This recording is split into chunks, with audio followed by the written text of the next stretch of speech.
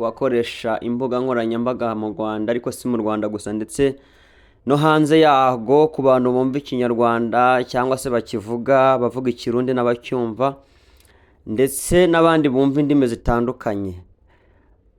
Njyewe bazaniye aya makuru ntago nishimye cyane kuba nyabagejejeho, guko nanjye nubwo ndi kuyavugana ikiniga n'akababaro n'agahinda kenshi.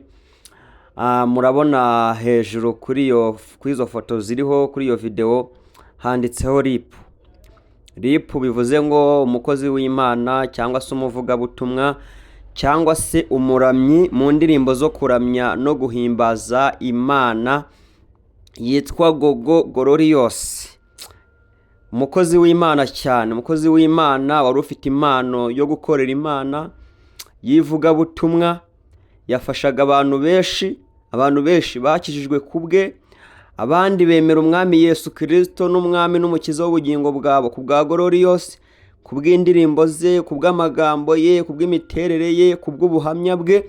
Ni umuntu Imana yakuye kure kandi yari imaze kumugeza kure. Nuko rero turi mu gahinda k'inkuru mbi nk'uko muri kubyumva mbivuga. Yapfuye. Mu kinyarwanda bavuga ngo yitabye Imana. Imana yamukunze, Imana yamukunze guturusha, Imana yagize gute? Yamwisubije.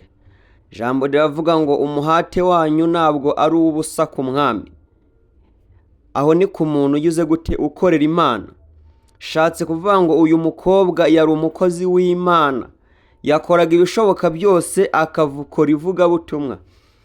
Yakoraga ivugabutumwa mu Rwanda, mu Bugande, mbese hanze hose yakurikiranwaga, yagendaga avuga ubutumwa kuri social media, abantu bamukundaga. Mbese ni umuntu wakoreraga Imana ntangingira cyangwa kwiganyira ku murimo. Ni umuntu wabonaga ko afite umuhamagaro. Ariko nshuti bavandimwe banyarwanda, barundikazi, mwese mwumva ikinyarwanda, turi mu gahinda, dufite ikiniga, twababaye cyane. Ariko muri ubu buzima byose birashoboka, byose bibaho.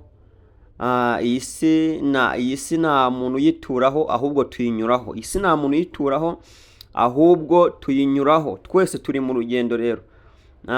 Ku bantu bizera ijambo ry'Imana, hano ntabwo ari iwacu, mu isi. Twe turi mu rugendo, niyo mpamvu ijambo ry'Imana ridutegeka ngo duhore twejejwe, duhore twiyeza, kuko nta muntu uzi umunsi n'igihe. Ndashaka kubabwira rero uyu mukobwa wacu ikintu yazize. Yari yahagurutse mu Rwanda ajya mu ivugabutumwa mu Bugande. Niho yafatiwe, yari asanzwe arwara indwara y'umutima. Nuko hari ifoto nashyizeho ari kwa muganga, ari mu bitaro mu Bugande. Niho yitabiye Imana, niho umutima wamufatiye. Ubwo nawe urumva indwara y'umutima ukuntu bihita bigenda. Ariko bakunzi ba Gogo Glorious, ndagira ngo mbihanganishe, kandi nanjye uri kubavuga, uri kubabwira ubwo nuko nihanganye. Ntago biba byoroshye kubura umuntu, ntago biba byoroshye. Murabizi ko ari ibintu by'amarira, bari agahinda, ari nta munezero. Ariko ndagira ngo mbihanganishe. Mu by'ukuri uyu mukobwa twamukundaga, kandi indirimbo ze zadufashaga cyane, ko kuri YouTube zikiriho, kuri social media ziracyariho, n'ubundi zizakomeza kudufasha. Ariko ndagira ngo mbabwire ngo nimuhumure kandi mukomeze gukorera Imana munakiranuka, mwera imbuto. Aho agiye ni mu ijuru, ntabwo agiye mu irimbukiro. Uko byagenda kose natwe tuzamusangayo. Natwe iyi si tuyinyuramo, ariko ntabwo tuyibamo, ntabwo tuyituramo, ni inzira tunyuramo. Nidukorera Imana dukiranuka twizeye, natwe tuzagera iwacu mu ijuru, aho Yesu Kristo yagiye kudutegurira. Uyu yari umukobwa rero wavugaga Imana, wari umusitari.